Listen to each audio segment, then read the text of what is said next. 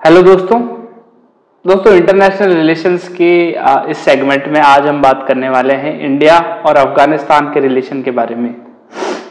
दोस्तों, great poet Rudyard Kipling ने कहा है, Afghanistan is a land of great games, यानी कि ये एक ऐसी जमीन है जहां बड़े बड़े खेल खेले जाते हैं। यहाँ बड़े बड़े एम्पायर आकर के खत्म हो गए। जैसे पहले ब्रिटेन आया, उसने कुछ कोशिशें करी पर ब्रिटेन खत्म ही हो गया पूरा। फिर सोवियत संघ आया यानी यूएसएसआर, वो पूरा खत्म हो गया। फिर यूएसए आया और अभी यूएसए की भी हेजेमनी खत्म होने पे आ रही है, क्योंकि अब धीरे धीरे यूएसए की खत्म हो रही है और चाइना की हेजेमनी बढ़ती जा रही है। तो ऐसा क्या है अफगानिस्तान की जमीन पे कि बड़े बड़े एम्पायर यहाँ पर आकर के खत्म हो जाते हैं। तो दोस्तों आज हम जानेंगे इंडिया और अफगानिस्तान के बारे में। सबसे पहले हम जानते हैं थोड़ा सा अफगानिस्तान के बारे में। तो आप आपकी स्क्रीन पे देखें, आपको नजर आ रहा है एक मैप जिसमें इंडिया नजर आ रहा है, पाकिस्तान नजर आ रहा है, अफगानिस्तान नजर आ रहा है।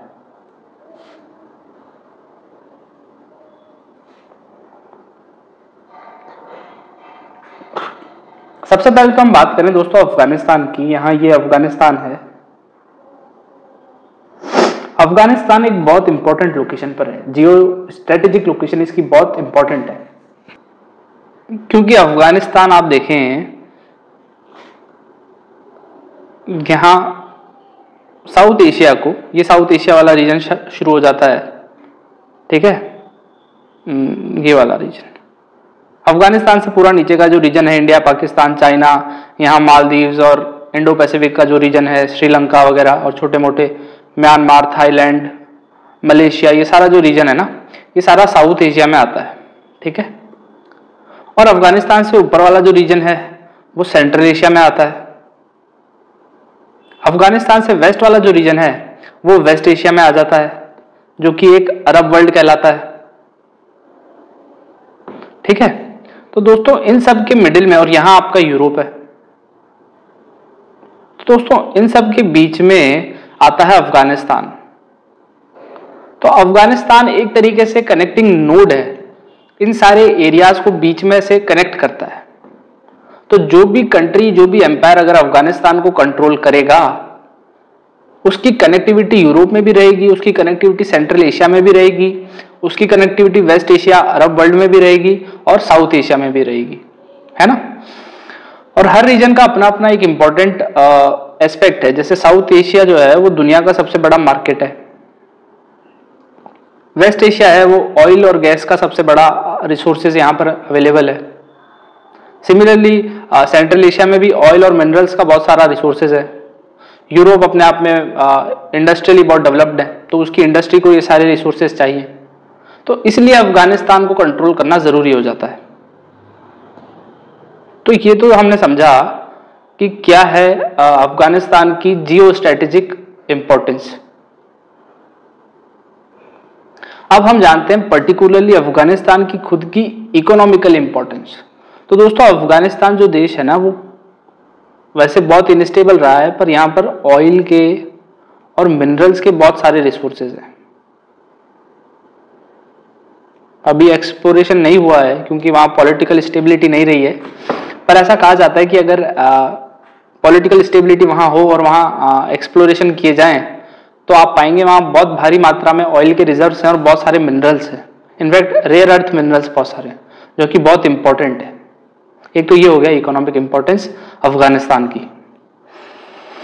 दूसरा दोस्तों इंडिया के लिए पर्टिकुलरली इसलिए इंपॉर्टेंट है कि इंडिया सेंट्रल एशिया से, यहाँ जैसे यहाँ देखिए आप, ईरान दिख रहा है, तुर्कमेनिस्तान है, यहाँ तजाकिस्तान है, इधर उज्बेकिस्तान है। तो सेंट्रल एशियन कंट्री और मिडिल ईस्ट से इंडिया बहुत सारा ऑयल इंपोर्ट करता है। तो अभी जो ऑयल हम लाते हैं वो सी रूट से कुछ इस तरह से लाते हैं, पर अगर अफगानिस्तान और पाकिस्तान में अच्छा हमें सपोर्ट मिल जाए तो हम एक डायरेक्ट पाइपलाइन ला सकते हैं सेंट्रल एशिया से इंडिया पे। अब आप सोचिए अगर डायरेक्ट पाइपलाइन आ जाए तो कितना, मतलब हमें शिपिंग पे हमारी डिपेंडेंस कम हो जाए और हम कितना सारा अमाउंट में ऑयल इंपोर्ट कर सकते हैं एक बार में। फिर हमारा जो ट्रांसपोर्टेशन का कॉस्ट है वो कितना सारा बच जाएगा। तो ये एक बहुत इंपॉर्टेंट फैक्टर है इंडिया और अफगानिस्तान के बीच में। खैर पाकिस्तान से जैसे हमारे रिलेशंस हैं, ऐसा लगता नहीं है कि पाकिस्तान कभी इस तरीके की पाइपलाइन इंडिया तक आने देगा, क्योंकि पाकिस्तान से हमारे रिश्ते ज़्यादा अच्छे नहीं हैं। वैसे मैं आपको बताऊं, एक पाइपलाइन है, जो एक प्रोजेक्ट है जो कभी सोचा गया था, आज तक कभी लगता नहीं है कि वो हकीकत में इम्प्लीमेंट हो पाएगा। और खास करके अभी ये जो पॉलिटिकल रिलेशंस हैं उनको देख करके तो बिल्कुल नहीं लगता कि वो कभी इम्प्लीमेंट हो पाएगा। खैर प्रोजेक्ट का नाम मैं आपको बता देता हूँ। प्रोजेक्ट का नाम है Tapi pipeline. Tapi pipeline Tajikistan, Afghanistan, Pakistan और इंडिया, ये तुर्कमेनिस्तान, तो ये एक तापी पाइपलाइन है। ये सोचा गया था कि कुछ इस तरीके से इंडिया तक आएगी ये पाइपलाइन, पर अफगानिस्तान में आपको पता है इनस्टेबिलिटी बनी हुई है और पाकिस्तान हमें बिल्कुल भी सपोर्ट करता नहीं है। तो इस वजह से अभी इस प्रोजेक्ट का इम्प्लीमेंटेशन होना लगभग नामुमकिन सा है। ठीक है। तीसरी एक इम्पॉर्टेंट चीज़ ये है कि अफगानिस्तान जो है, वहाँ इंडस्ट्री तो कुछ है ही नहीं, क्योंकि वहाँ पॉलिटिकल स्टेबिलिटी ज़्यादा है नहीं। तो क्योंकि अफगानिस्तान में पॉलिटिकल स्टेबिलिटी नहीं है, वहाँ कोई इंडस्ट्री नहीं है, तो वहाँ जो भी कस्टमर ड्यूरेबल्स हैं, जो भी गुड्स एंड सर्विसेज है ना, वो इंपोर्ट करते हैं, वो नेसेसरी आइटम इंपोर्ट करते हैं। इवन एग्रीकल्चर के आइटम से लेकर के डेली यूज़ के सामान जैसे कि टीवी, इलेक्ट्रॉनिक्स, कोई सा भी सामान हो, वो इंपोर्ट करते हैं। और इसीलिए ये इंडिया के लिए एक बहुत अच्छा मार्केट है ये अफगानिस्तान। तो अगर इंडिया को अफगानिस्तान में कनेक्टिविटी मिल जाए तो इंडिया में जो गुड्स प्रोड्यूस हो रहे हैं वो इंडिया एक्सपोर्ट कर सकता है अफगानिस्तान को। ठीक है। तो अफगानिस्तान एक बहुत अच्छा मार्केट है इंडियन गुड्स के लिए। तो ये भी एक इकोनॉमिक इम्पोर्टेंस है अफगानिस्तान की इंडिया के लिए। इसी मार्केट को कैटर करने के लिए इंडिया एक रूट चाहता है, पर क्योंकि पाकिस्तान उस रूट के लिए सपोर्ट नहीं कर रहा है, पाकिस्तान यहाँ से डायरेक्ट एंट्री हमको दे नहीं रहा है अफगानिस्तान में, इसलिए हमने चाबहार पोर्ट डेवलप किया, जिससे कि इंडिया के गुड्स यहाँ मैन्युफैक्चर होंगे और यहाँ से या फिर कांडला पोर्ट से शिपिंग रूट्स के थ्रू ईरान के चाबहार पोर्ट में चले जाएंगे। ईरान से हमारे अच्छे रिश्ते हैं और ईरान से जो है वो लैंड रूट्स के थ्रू अफगानिस्तान के मार्केट में चले जाएंगे। तो एक तरीके से पाकिस्तान को बाईपास कर देंगे।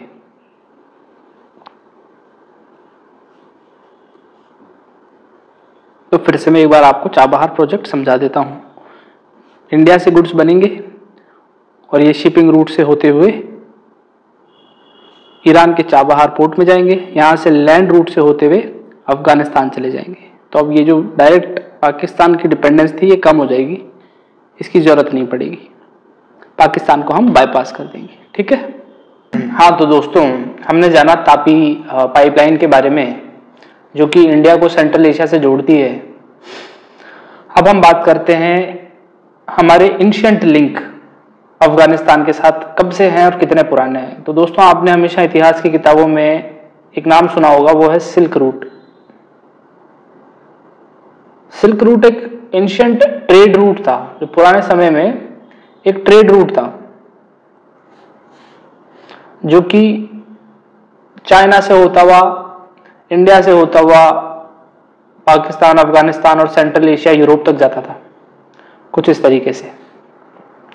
इंडिया में जो कश्मीर वाला पार्ट है वहां से होता हुआ जाता था इस तरीके से।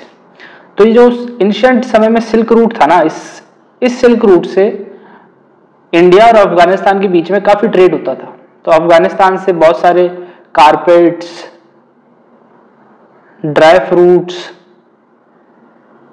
जैसे कि अखरोट वगैरह, इवन स्लेव्स, गुलाम जो है वो इंडिया में लाए जाते थे। ठीक है। तो इंडिया और अफगानिस्तान का उस समय काफी अच्छा लिंक था। एंशिएंट टाइम में बहुत ज्यादा हाई लेवल का ट्रेड होता था इंडिया और अफगानिस्तान के बीच में। ये ट्रेड बाद में और बढ़ गया जब मिडाइवल टाइम्स में बहुत सारे रूलर्स जो है वो अफगानिस्तान से इंडिया आते हैं। अब आपको पता लगेगा, जब आप एंशिएंट हिस्ट्री पढ़ेंगे, मतलब मिडाइवल हिस्ट्री जब आप पढ़ेंगे, तो आपको पता लगेगा कि जो बाबर था, जिसने इंडिया में मुगल साम्राज्य की नींव रखी, वो वैसे काबुल का रहने वाला था। वो काबुल का था और फिर वो धीरे धीरे इंडिया आया और दिल्ली में उसने अपना राज्य जमाया। तो बाबर जो है ना, वो एक्चुअली अफगानिस्तान से था। इसी तरह से जो भी दिल्ली सल्तनत की उससे पहले जो भी मुस्लिम इन्वेडर्स इंडिया में आए ना, वो यहीं से आए हैं। सेंट्रल एशिया वाले रीजन से ही इंडिया पे हमेशा जो है अटैक्स हुए हैं, क्योंकि नीचे से तो हमारा कोस्टल लाइन था और कोस्टल लाइन पे तो कोई अटैक कर नहीं सकता, तो नीचे से तो हम इम्यून थे। इस तरफ हमारा हिमालय आ जाता है, तो यहाँ से कोई हमारे ऊपर अटैक कर नहीं सकता। इसलिए ये वाला जो रीजन है ना, हमेशा इंडिया पे आप देखें एंशिएंट टाइम पे भी और मिडाइवल टाइम्स में भी यहीं से इन्वेजन हुआ है, हमेशा इस रीजन से। ठीक है,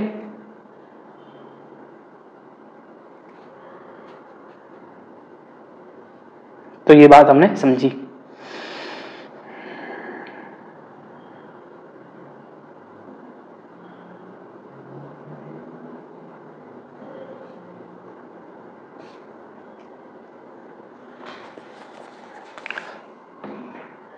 तो एंशिएंट टाइम्स में जो हमारा सिल्क रूट था, उसकी वजह से हमारे अच्छे रिलेशन थे।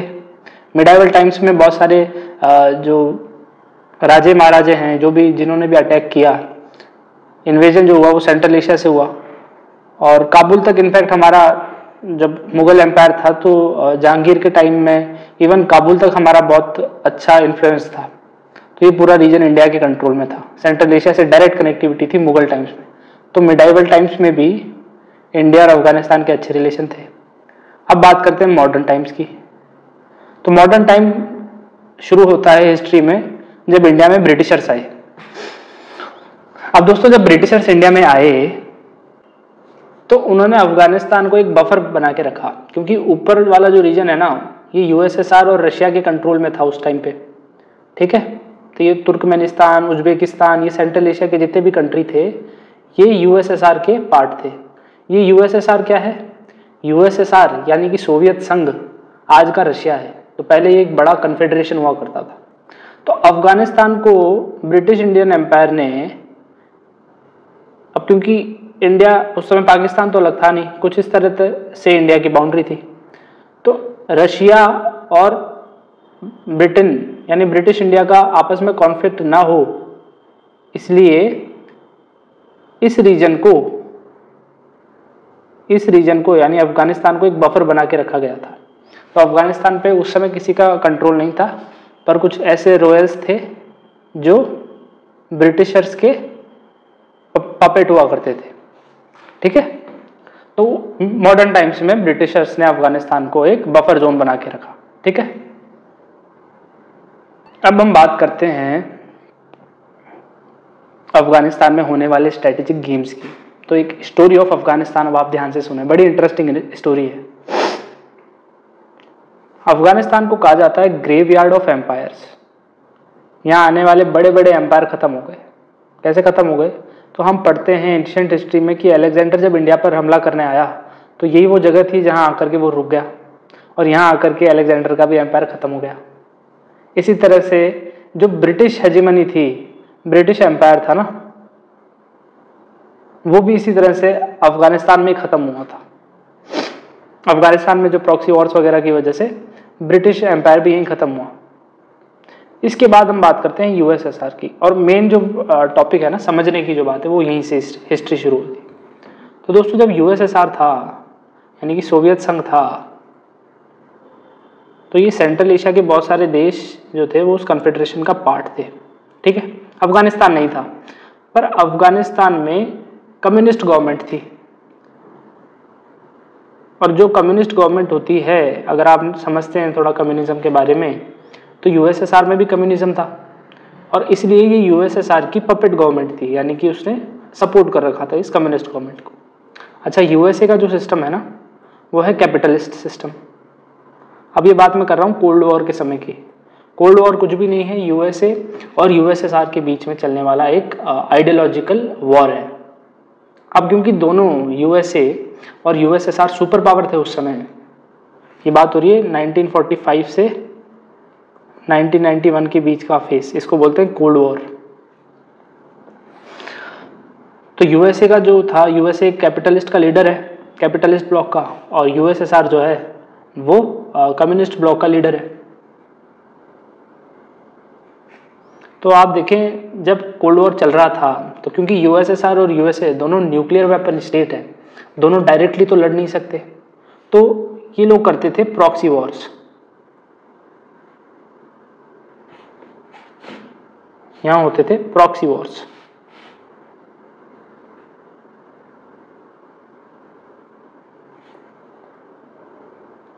प्रॉक्सी वॉर्स, प्रॉक्सी वॉर्स का मतलब है कि दोनों देश यूएसएसआर और यूएसए किसी तीसरे कंट्री में आपस में आकर के लड़ते थे, और ये तीसरा कंट्री जो एक इंपॉर्टेंट कंट्री था वो था अफगानिस्तान। तो ये दोनों अफगानिस्तान में प्रॉक्सी वॉर करते थे। ठीक है, अब क्या हुआ कि मैंने जैसा आपको बताया कि अफगानिस्तान में एक इलेक्टेड कम्युनिस्ट गवर्नमेंट थी, और इस कम्युनिस्ट गवर्नमेंट के इंडिया से बहुत अच्छे रिलेशन थे। ठीक है, इलेक्टेड प्राइम मिनिस्टर का नाम था नजीबुल्लाह। ठीक है, नजीबुल्लाह। अब यूएसए ने क्या किया, क्योंकि यूएसए का मेन दुश्मन है यूएसएसआर, और कम्युनिज्म को हटाना है अफगानिस्तान में से। ठीक है, अब वैसे तो यूएसए डेमोक्रेसी प्रमोशन की बात करता है, पर यूएसए को कहते हैं कि दुनिया का पहला फर्स्ट टेररिस्ट स्टेट यूएसए है। दुनिया का सबसे पहला आतंकवादी राज्य इस यूएसए है। इनफैक्ट टेररिज्म को जिसने पैदा किया वो यूएसए है। दुनिया की आज भी आधी से ज़्यादा प्रॉब्लम यूएसए की वजह से ही है। कहीं ना कहीं आप उसका हिस्ट्री में रूट देखेंगे तो वो यूएसए ने पैदा किया। तो जो टेररिज्म है ना वो यूएसए ने पैदा किया। यूएसए ने क्या किया कि जो अफगानिस्तान में रहने वाले लोग थे, यूएसए ने यहां रहने वाले कुछ डिससेटिस्फाइड लोगों को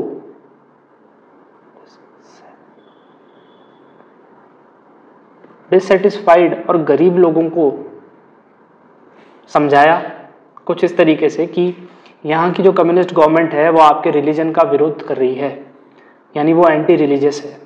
और क्योंकि आप मुस्लिम हैं, अफगानिस्तान में ज़्यादातर पॉपुलेशन मुस्लिम है, तो आप मुस्लिम हैं, आपको अपने धर्म की रक्षा करनी पड़ेगी। इसके लिए यूएसए ने पूरा एक सेटअप बनाया। अब आप देखेंगे वही समय है जब यूएसए और पाकिस्तान के रिलेशन बहुत अच्छे थे। तो यूएसए ने पाकिस्तान की स्वाट वैली में, यहाँ पाकिस्तान में इधर स्वाट वैली है, अब क्या हुआ, यूएसए ने खूब पैसा दिया स्वाट वैली को, और यहाँ मदरसे स्थापित किए, बहुत सारे मदरसे इस्टेब्लिश किए पैसा दे करके। मदरसे किसने इस्टेब्लिश किए? पाकिस्तान ने। ठीक है, पाकिस्तान का क्या इंटरेस्ट है? पाकिस्तान का इंटरेस्ट ये है कि अगर अफगानिस्तान में ऐसी फोर्सेस होगी जो कि पाकिस्तान के साथ रहेगी, या प्रो पाकिस्तान होगी, या एंटी इंडिया होगी, तो इंडिया में वो उन फोर्सेस को यूज़ करके आतंकवाद फैला सकेगा। तो ये पाकिस्तान का इंटरेस्ट था। यूएसए का इंटरेस्ट मैंने आपको बता दिया, यूएसएसआर की गवर्नमेंट को हराना था। ठीक है, यूएसए का इंटरेस्ट क्या था कि यूएसएसआर की पपेट कम्युनिस्ट गवर्नमेंट को हराना है, चाहे वो कुछ भी करना पड़े उसके लिए। तो यहाँ जो रहते गरीब और डिससेटिस्फाइड लोग थे उनको सरहद पार करा के यहाँ स्वाट वैली में भेजा गया। अब यहाँ जो है पाकिस्तान ने बहुत सारे स्वाट वैली में मदरसे स्थापित किए।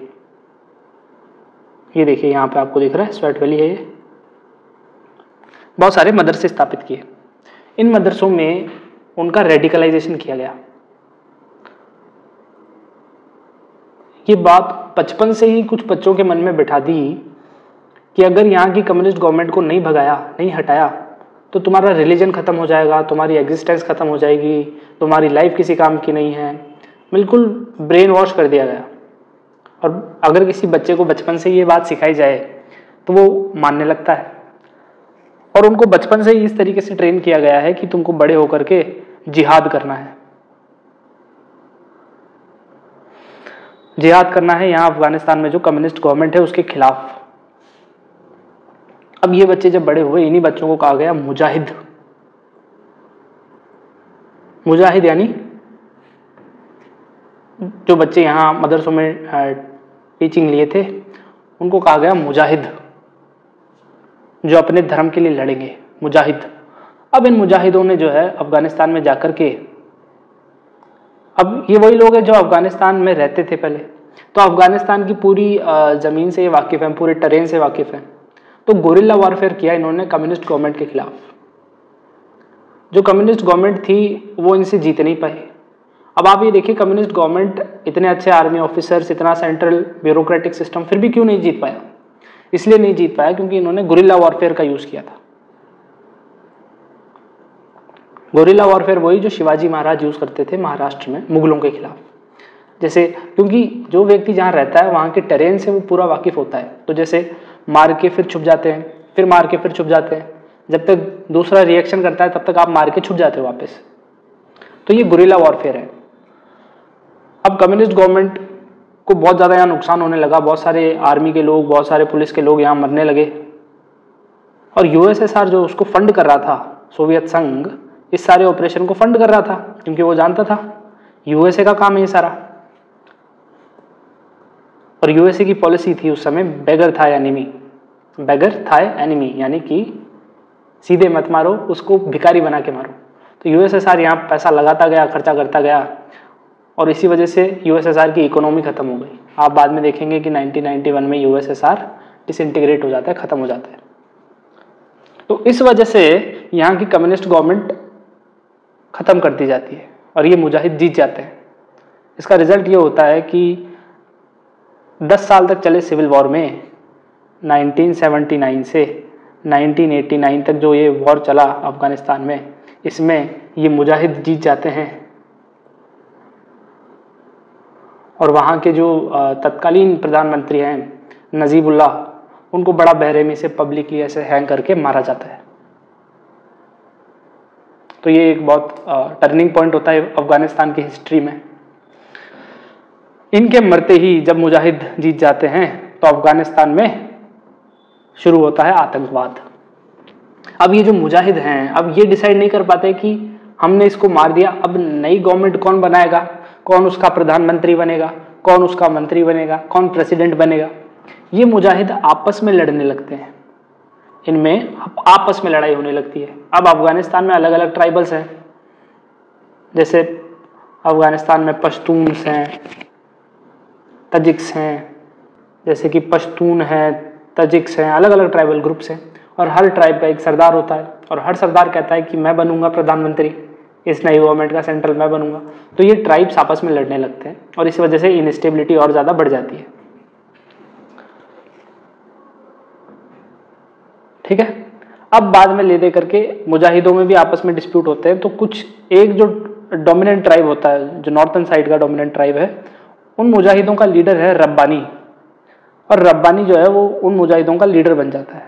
ठीक है, अब आपस में लड़ रहे हैं ये इसी टाइम पे। ठीक है, तो नॉर्थ का पार्ट रब्बानी कंट्रोल कर रहा है, नीचे कोई और ट्राइब्स हैं वो आपस में लड़ भी रहे हैं। और रब्बानी जो है उसके इंडिया के साथ फिर से क्लोज रिलेशन है, इंडिया रब्बानी के साथ भी जो है अच्छे रिलेशन बना लेता है, और पाकिस्तान को फिर से डर लगता है।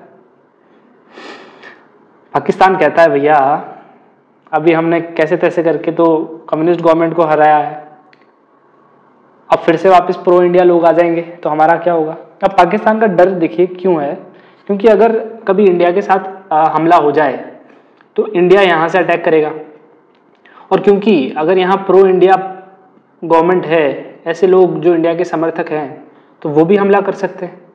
तो अगर इंडिया के साथ लड़ाई होगी तो यहाँ से अफगानिस्तान में जो प्रो इंडिया पार्टी है, प्रो इंडिया पावर सेंटर है, वो ऊपर नॉर्थ से हमला कर सकता है। और इस हमले में, क्योंकि कभी भी जंग में अगर दो साइड से हमला हो तो जीतने की संभावना लगभग नामुमकिन है। तो जो पाकिस्तान ने टू फ्रंट वॉर को अवॉइड करने के लिए, पाकिस्तान हमेशा यही कोशिश करता है कि अफगानिस्तान में एंटी इंडिया फोर्सेस रहे। साथ में ही पाकिस्तान का ये एक और इंटरेस्ट है कि ये जो अफगानिस्तान है ना, यहाँ पर पाकिस्तान अपने आतंकवादियों के ऑपरेशंस को एग्जीक्यूट कर सकता है। बहुत सारे जो पाकिस्तान में ऑपरेट करते हैं वो टेरर ग्रुप्स अफगानिस्तान में आके शरण ले लेते हैं। इस वजह से पाकिस्तान के ऊपर डायरेक्टली इंटरनेशनल प्रेशर डेवलप नहीं होता, और अफगानिस्तान में जब शरण ले लेते हैं तो फिर वो अफगानिस्तान के थ्रू इंडिया पे आतंकवादी हमले करते हैं। जैसे एग्जाम्पल इसका जैश ए मोहम्मद, लश्कर ए तैयबा, इस तरीके के आतंकवादी संगठन भी पाकिस्तान ने अफगानिस्तान में पैदा किए। तो ये दो कारण हैं, एक तो टू फ्रंट वॉर और एक टेररिस्ट ऑर्गेनाइजेशन। इसकी वजह से पाकिस्तान हमेशा अफगानिस्तान में एक इम्पोर्टेंट प्लेयर रहा है। अफगानिस्तान में कभी भी प्रो इंडिया फोर्सेस को आने नहीं देता है। ठीक है,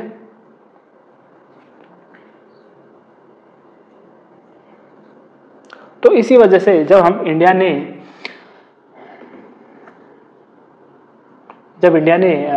मुजाहिदीन के साथ, रब्बानी के साथ खास करके थोड़े अच्छे रिलेशन बना लिए, तो पाकिस्तान को डर लगा। तो अब पाकिस्तान ने एक और नया ग्रुप जन्म दिया। अब पाकिस्तान ने इन्हीं मुजाहिदीनों के बच्चों को इसी स्वाट वैली में फिर से ट्रेन किया। अब की बार रोल आता है सऊदी अरेबिया का। सऊदी अरेबिया जो है उसने यहाँ पर अपने मौलाना भेजे, अपने रिलीजियस टीचर्स भेजे। अब क्योंकि सऊदी अरेबिया जो है ना, यहाँ मक्का है, मदीना है, मुस्लिम वर्ल्ड का एक बहुत इंपॉर्टेंट प्लेयर है सऊदी अरेबिया, जो इसको कहें हम मुस्लिम वर्ल्ड का लीडर है सऊदी अरेबिया। तो इस्लाम में सऊदी अरेबिया की बहुत इज्जत है। तो ये जो भी इस्लामिक कंट्री है ना, सेंट्रल एशिया के, इन सब में सऊदी अरेबिया का डोमिनेंस बहुत ज़्यादा है। तो सऊदी अरेबिया ने अपने रिलीजियस टीचर्स यहाँ भेजे और यूएसए ने फिर से इसको फंड किया, पैसे दिए यूएसए ने। और अफगानिस्तान ने अब उन मुजाहिदीनों के बच्चों को यहाँ स्वाट वैली में फिर से ट्रेन किया, उनको दी नई तालीम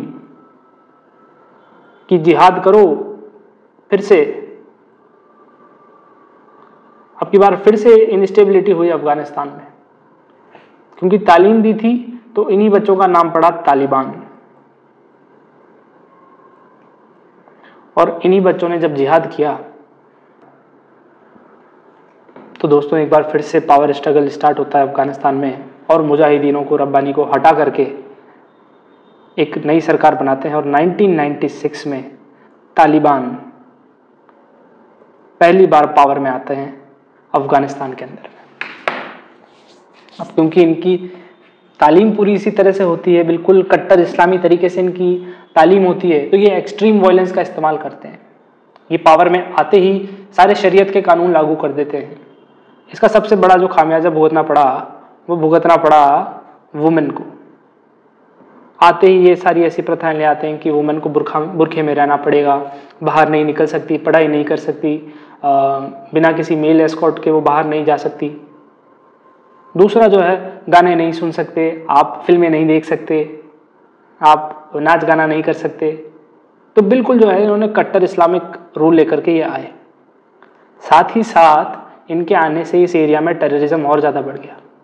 तो वो प्लेस अफगानिस्तान जो किसी समय में एंशिएंट टाइम्स में और मिडाइवल टाइम्स में एक बहुत बड़ा कल्चरल सेंटर रहा था, एक बहुत प्रॉस्पेरस ज़मीन रही थी, उसको इन लोगों ने एक आतंकवाद का सेंटर बना दिया। अब यहाँ गोलीबारी होती है, सिविल राइट्स की कोई वैल्यू नहीं है, और बिल्कुल जो है एकदम मिडाइवल टाइम्स में इसको ले गए हैं।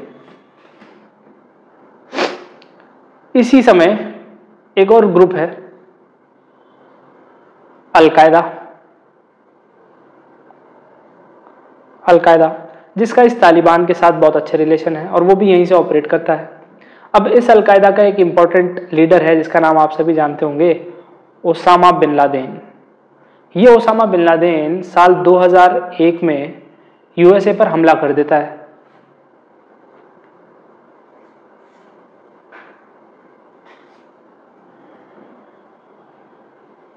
जब ये साल 2001 में यूएसए पर हमला कर देता है, 2001 में आपको पता होगा 9/11 अटैक्स होते हैं यूएसए में और ट्विन टावर्स गिरा दिए जाते हैं। उसके बाद यूएसए को यह एहसास होता है कि जिन आतंकवादियों को हमने पैदा किया वो हमारे लिए एक डेंजर बन गए। तो इसीलिए यूएसए अब स्टार्ट कर देता है ग्लोबल वॉर ऑन टेररिज्म। और इस ग्लोबल वॉर ऑन टेररिज्म की वजह से साल 2001 में यूएसए बहुत सारी ट्रूप्स को अफगानिस्तान में डिप्लॉय कर देता है और खूब मारपीट होती है, यहाँ खूब वायलेंस होता है, खूब लड़ाइयाँ होती है, और इस अफगानिस्तान वाले रीजन को तालिबान से फ्री कर देता है यूएसए। और फ्री करके थोड़े समय बाद ये जंग चलती है थोड़े समय तक।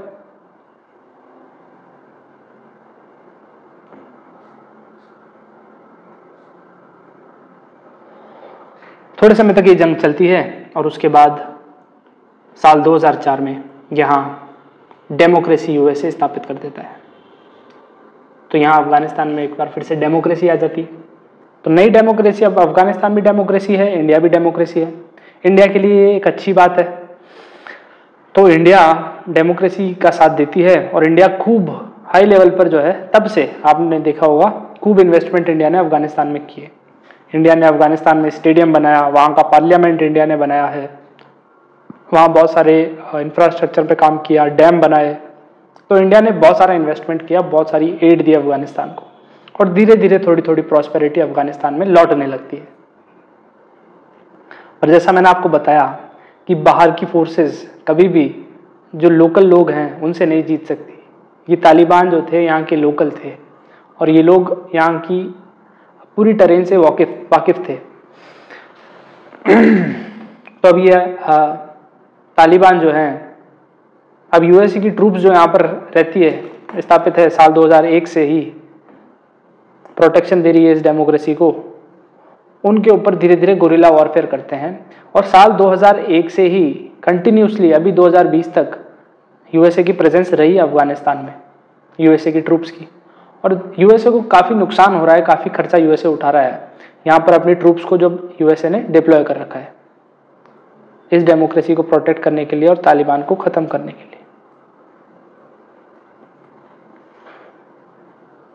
तो धीरे धीरे यूएसए के लोकल लोगों के मन में एक सेंटिमेंट जगा कि यूएसए इतना खर्चा क्यों उठा रहा है, यूएसए की आर्मी को इतना प्रेशर क्यों झेलना पड़ रहा है। यूएसए की लोकल डेमोक्रेसी में ये एक बहुत इंपॉर्टेंट पॉइंट बन गया कि वो व्यक्ति, वो प्रेसिडेंट जो यूएस की ट्रूप को अफगानिस्तान से निकाल के वापस ले आएगा, उसको हम प्रेसिडेंट बनाएंगे। तो ये वहाँ की डेमोक्रेसी में एक बहुत इंपॉर्टेंट मुद्दा बन गया। जैसे इंडिया में कश्मीर एक मुद्दा है, टेररिज्म एक मुद्दा है, तो वहाँ की डेमोक्रेसी में ये ट्रूप्स को वापस लाने का एक बहुत इंपॉर्टेंट मुद्दा बन गया। और इसी बीच में हम देखते हैं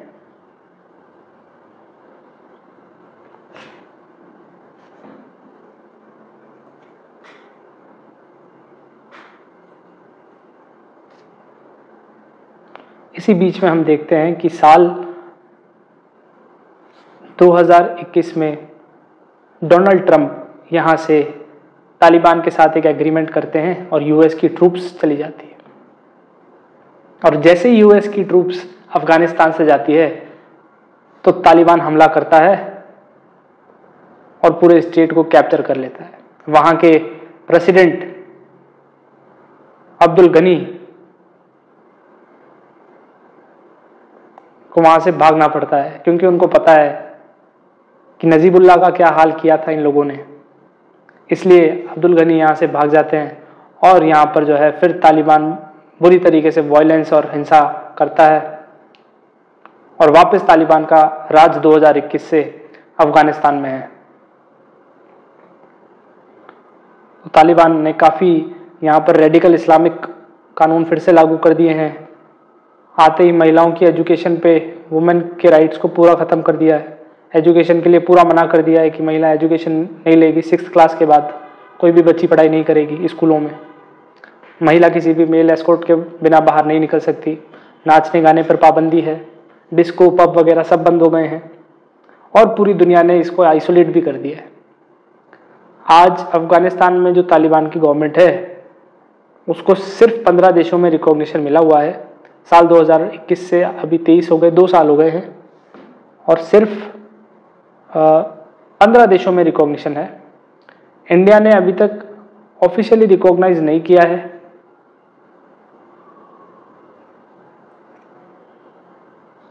इंडिया ने अभी तक ऑफिशियली रिकॉग्नाइज नहीं किया है तालिबान की गवर्नमेंट को, पर इंडिया ने बैक चैनल डिप्लोमेसी बना रखी है। तो इंडिया ने अपना अभी कोई काउंसलेट तो अफगानिस्तान में इस्टेब्लिश नहीं किया हुआ, पर इंडिया ने अपना एक मिशन अफगानिस्तान में रखा हुआ है। मिशन यानी इंडिया के कुछ ऑफिसर अफगानिस्तान में अभी भी है, प्रेजेंस है। तो बैक चैनल डिप्लोमेसी चल रही है। तालिबान के साथ अभी भी इंडिया कांटेक्ट में। इसी संदर्भ में अभी थोड़े समय पहले, शायद अगर मैं गलत नहीं हूँ तो 2022 में इंडिया ने ह्यूमैनिटेरियन एड भेजी थी। इस ह्यूमैनिटेरियन एड के थ्रू इंडिया ने अफगानिस्तान में वीट भेजा था, गेहूं भेजा था 50,000 टन। तो ये भी एक अच्छा प्लस पॉइंट है इंडिया और अफगानिस्तान के बीच। तालिबान के आते ही वैसे ये बहुत बड़ा शॉक है इंडिया के लिए जब से तालिबान आ गया है, पर फिर भी पहले की तरह जब 1996 में तालिबान आया था तब इंडिया ने एक गलती की थी कि उन्होंने तालिबान के साथ कोई कांटेक्ट नहीं बनाए थे, और वो जो स्ट्रेटेजिक स्पेस थी वो पूरी पाकिस्तान को मिल गई थी, और ये हमारी सबसे बड़ी गलती थी उस समय। इस गलती को इंडिया ने दोहराना नहीं चाहा और इंडिया ने सीखा अपनी गलती से, और इसीलिए अभी 2021 में जब से तालिबान आए हैं इंडिया ने बिल्कुल आइसोलेट नहीं किया है, बैक चैनल डिप्लोमेसी चल रही है। इंडिया तालिबान के साथ कांटेक्ट में है, ऑफिशियली हमने रिकॉग्नाइज नहीं किया है पर तालिबान से हम कांटेक्ट में हैं। वहाँ की जो एक पावर सेंटर है वो तालिबान है, इस बात में कोई शक नहीं है। तो हमने तालिबान के साथ बैक चैनल डिप्लोमेसी बना रखी है। तो दोस्तों आज के वीडियो में हमने समझने की कोशिश की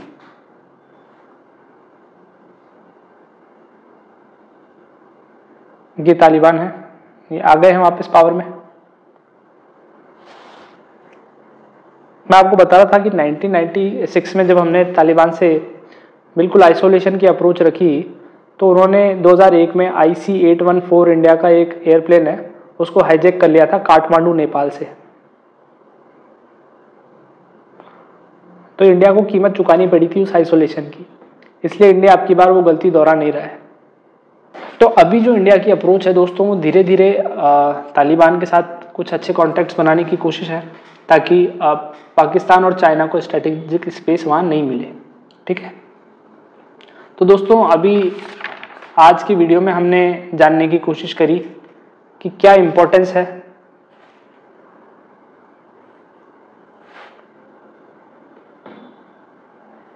आज के वीडियो में हमने जानने की कोशिश की कि क्या इम्पोर्टेंस है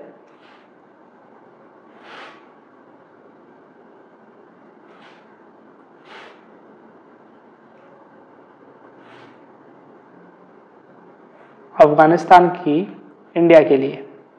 तो हमने बताया आपको मार्केट की वजह से और सब चीज़ों की वजह से। तो ये हुई थी जियो इकोनॉमिक और जियो स्ट्रेटेजिक। जियो स्ट्रेटेजिक में हमने जाना कि कैसे एक ट्रांजिट रूट मिल सकता है, तापी पाइपलाइन के बारे में हमने जाना। दूसरी चीज़ जो हमने आज डिस्कस की वो दोस्तों ये है, हमने बात की हमारे लिंकेज के बारे में कि हमारे अफगानिस्तान से कैसे लिंकेज है। एंशिएंट टाइम्स में सिल्क रूट, मिडाइवल टाइम्स में इन्वेजन हुआ, बाबर काबुल से आया था, और मॉडर्न टाइम्स की हमने पूरी एक कहानी समझी। ठीक है, हमने यूएसए का रोल भी देखा, हमने यूएसएसआर की कहानी भी जानने की कोशिश की। ठीक है,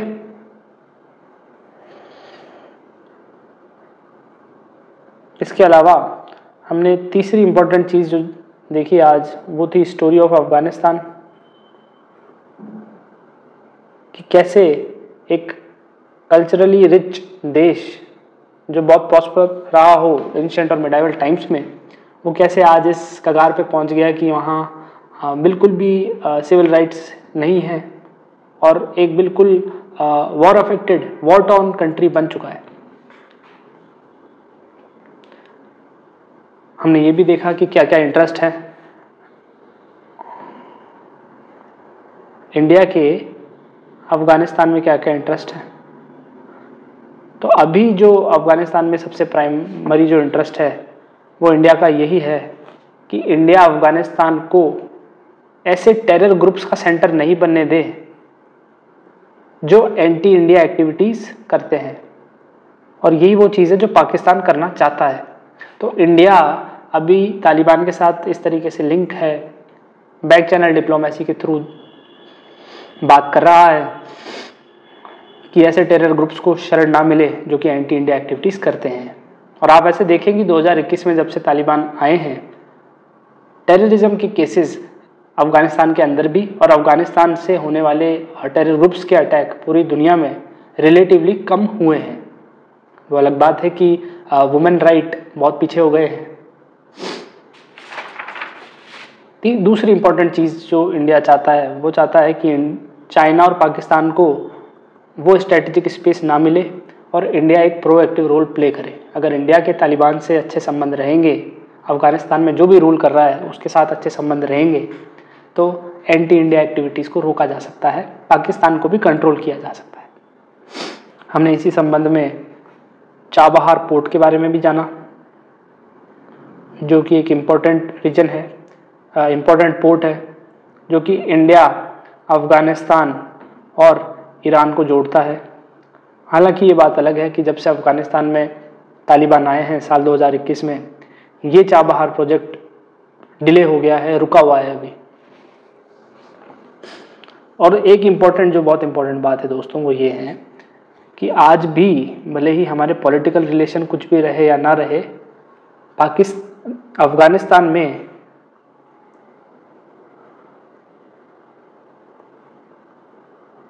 अफगानिस्तान में इंडिया की बहुत अच्छी गुडविल है, खास करके वहाँ के लोकल लोगों के बीच। तो जो नेटिव अफगानिस्तान के लोग हैं ना, उनके बीच में इंडिया बहुत पॉपुलर है, वो इंडिया को बहुत पसंद करते हैं। एक बहुत अच्छी गुडविल है इंडिया की, क्योंकि इंडिया में बहुत सारे अफगानिस्तान से लोग जो थे, उन्होंने एजुकेशन ली है इंडियन यूनिवर्सिटीज़ में। इंडिया हमेशा उनको ह्यूमैनिटेरियन एड भेजता रहता है। अभी कोविड के टाइम में इंडिया ने उनको मेडिकल असिस्टेंस प्रोवाइड किया, और इंडिया हमेशा से उनको मेडिकल असिस्टेंस प्रोवाइड करता है। मैंने जैसा आपको बताया कि अभी लगभग 50,000 टन वीट थोड़े ही समय पहले इंडिया ने फ्री अफगानिस्तान में भेजा एज ए ह्यूमैनिटेरियन एड। तो वहाँ के लोकल लोगों के बीच में इंडिया की एक बहुत अच्छी गुडविल है। तो दोस्तों, ये सब हमने आज समझने की कोशिश की। अगर आपको ये वीडियो अच्छा लगा हो, थोड़ा सा इन्फॉर्मेटिव लगा हो, तो प्लीज़ इस वीडियो को लाइक कर देना और चैनल को सब्सक्राइब करना। Thank you.